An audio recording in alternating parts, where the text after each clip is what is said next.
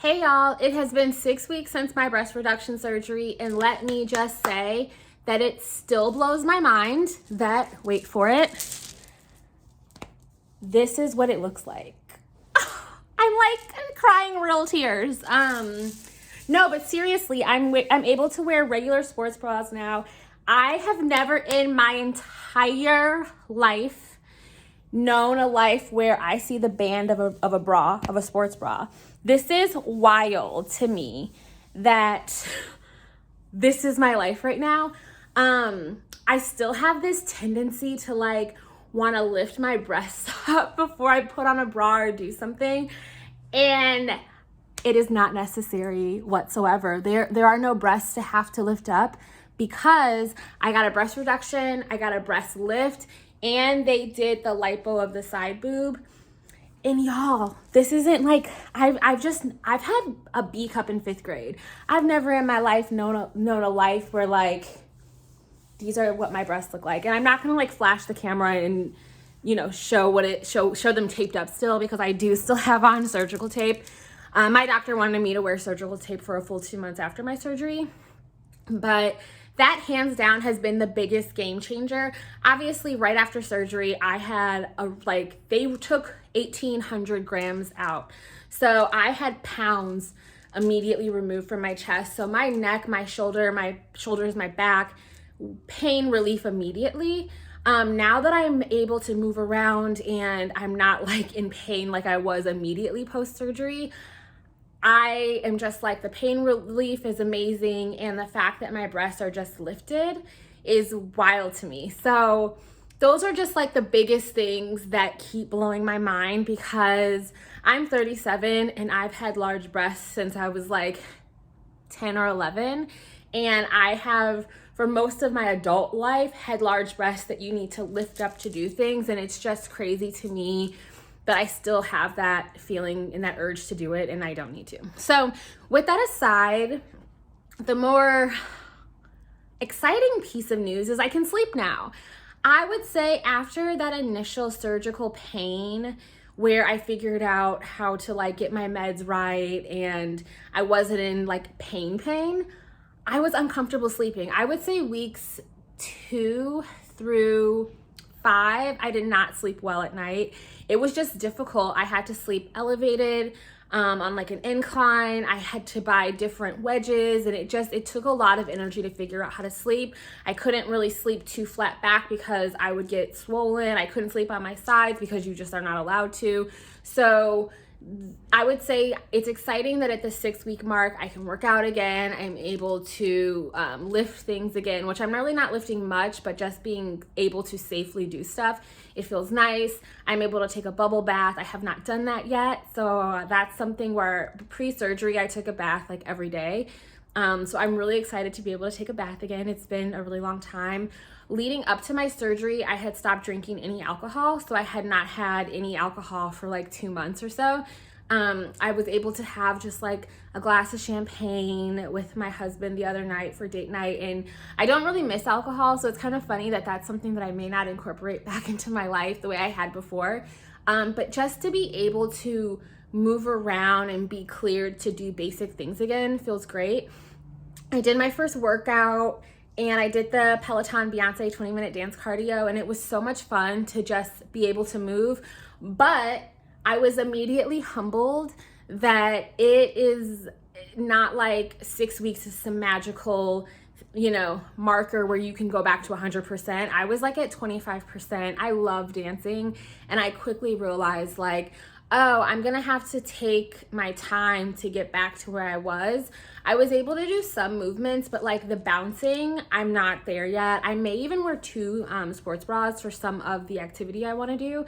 I was on the treadmill and I haven't really been running. I have just been walking. And so it was the first time that I tried to run, not sprint, but I ran for 20 seconds. And at first I was kind of shocked because my breasts have been huge my whole life. So running has been a thing, and to run and to not have the pain on my shoulders with them coming forward and just be able to run, it felt really nice.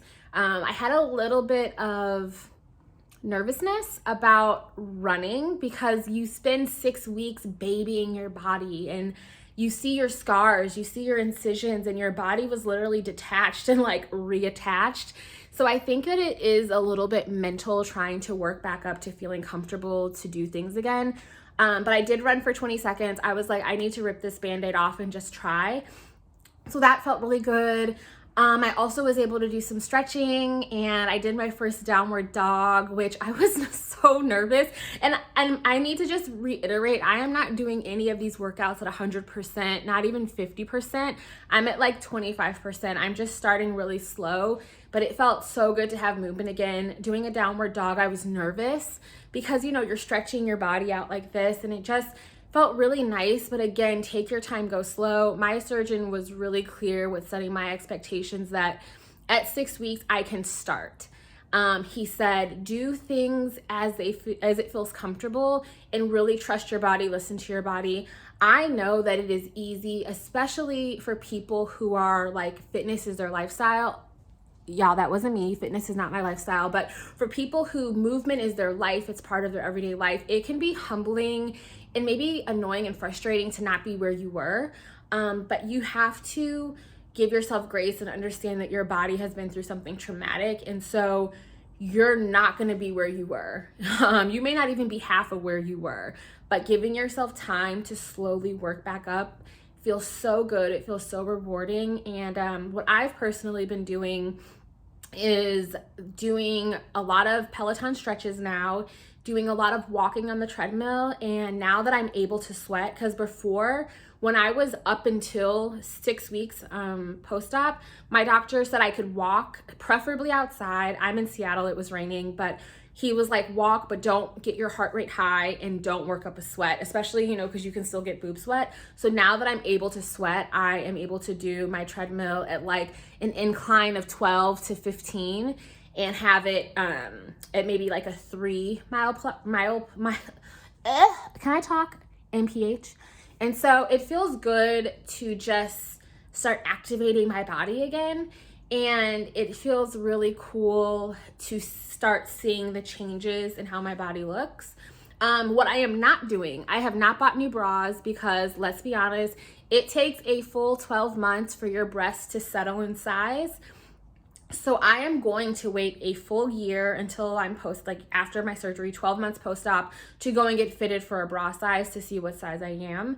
Right now, I'm still wearing a lot of the sports bras I had before. They just actually fit better. Like this bra I already owned, but it did not fit like this. So like this is a bra, super cheap from Amazon. And I'm able to wear these. And so I'm buying bras that are like a size large, extra large, and that fits. It is supportive, it's comfortable. I'm also lucky where I work from home, so I can get away with aesthetically not having to have something that's cute or works under like a look. You know, I'm able to like look like this and just wear a bra that's comfy.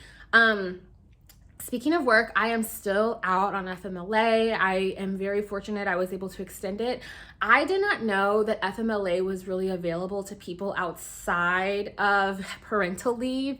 It is something that I have since learned is available to people for medical surgeries, as well as even mental health. So I would encourage everyone to look into that and take advantage of any and every benefit that's offered to you through your employer, because if you haven't been through surgery before like me, you have no idea how your body's going to respond. And so I would just say err on the side of caution and prioritizing your mental health, your emotional health, your physical health, and don't overexert yourself. My right breast healed completely different than my left one. My left one was kind of like the perfect case scenario. My right one had, I don't want to say complications, it just was a different experience. And so there's so many things that are normal that your surgeon may consider normal with healing, and there's just a wide range of what normal can be. So my left breast was one experience, and that was like no issues, very textbook. And my right one just took way longer to heal. My incisions took way longer to close. There was just more tension. So like my incisions, there was a part that was still open up until like a week ago. So I really liked having the experience of two different versions of what healing can look like, because when I have been talking to women online about their experiences, it's so wide, it runs the gamut of what can happen.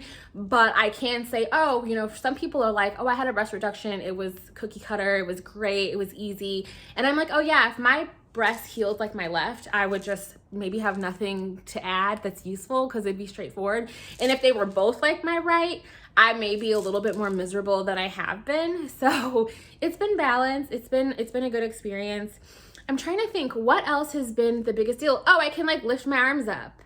That's a big deal. For so long, you're just like a little T-Rex. So I remember maybe like week 5, I was in bed and I kind of went like this instinctively and stretched for the first time.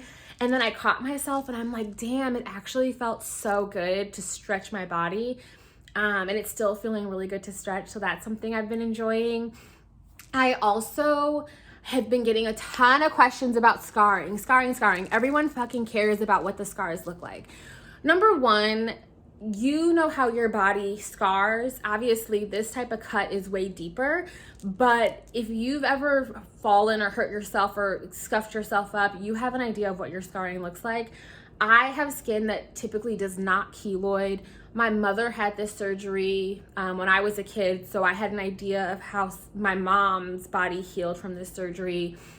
Scarring is something that you absolutely are going to have if you have a breast reduction. You will not have 0 scars from this surgery. If scarring is a deal breaker for you, one, I would ask you your motivation for the surgery and really ask you yourself to weigh the pros and cons. But if you know that like you cannot live with scarring, talk to your surgeon, get a consult, but it may not be for you. My scars are, I'm only, you know, a little bit over 6 weeks post-op, but my scars are healing excellent, my surgeon said. It can take a full year for it to heal. It can take even longer for scars to fade. I'm lucky that my esthetician is a Black woman who has also had a breast reduction years ago and worked on scarring. So I feel very confident that I have resources available to me when I am able to enter that phase of scar treatment. Right now, I'm nowhere near worried about scar treatment. You know, like, girl, my incisions just closed. So, you know, I think at maybe like 6 months, I'll start to look into scar treatment. And yeah, that's like the question a lot of people are asking is scar treatment. Wear your compression socks. I talked to someone else on Instagram who had some blood clots. And I would say that my husband, he's a nurse, told me wear compression socks, which I started liking. Wearing compression socks and moving. So he made it a point to have me walk around the house, walk outside, walk to get the mail, walk around the block. Just make sure you're walking and moving your body and not being sedentary, especially those initial, I would say, 2 to 4 weeks post-surgery. Like, walk, move. That was a big deal. So make sure you're moving. Make sure you're wearing compression socks. I would say don't be caught up in the scars. Like, adjust your expectations that this surgery takes a year to heal. Yes, it's 6 weeks before you can go back to doing like some life stuff, but mentally prepare for a year for your body to adjust. I'm a little over 6 weeks out, like I said, and at night, I'm sleeping great at night, but sometimes I wake up and I'm still swollen. My breasts are still changing size throughout the day. It's not that dramatic change like you'll see nursing moms on TikTok show, like one breast is depleted and one is like puffed up, but my breasts change size throughout the day still, so there's that.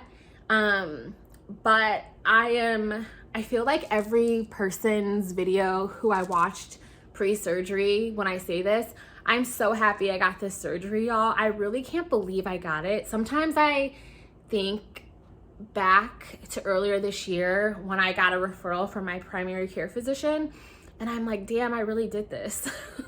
I would say get the surgery, do your research. It's life-changing.